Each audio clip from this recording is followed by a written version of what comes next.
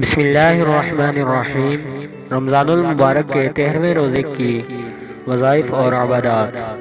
Video شروع کرنے سے پہلے جو ناظرین ہمارے چینل پر نئے ہیں ان سے گزارش ہے کہ چینل کو سبسکرائب کر لیں اور بیل آئیکن کو پریس کر دیں تاکہ مزید ویڈیوز آپ تک بآسانی پہنچتی رہیں۔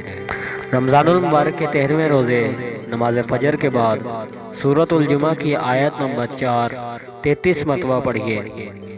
نماز ظہر کے بعد سورۃ الفلق 47 مرتبہ پڑھیے اور نماز عصر کے بعد سورۃ الناس 47 مرتبہ پڑھیے اور نماز مغرب کے بعد دعائے نجات 11 مرتبہ پڑھیے۔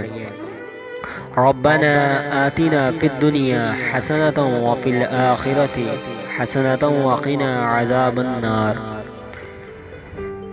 دنیا اور آخرت کی کامیابی کے مذکورہ دعا حضرت محمد صلی اللہ علیہ وآلہ وسلم کے محبوب ترین دعا ہے۔ آپ صلی اللہ علیہ وآلہ وسلم کثرت سے یہ دعا مانگا کرتے تھے۔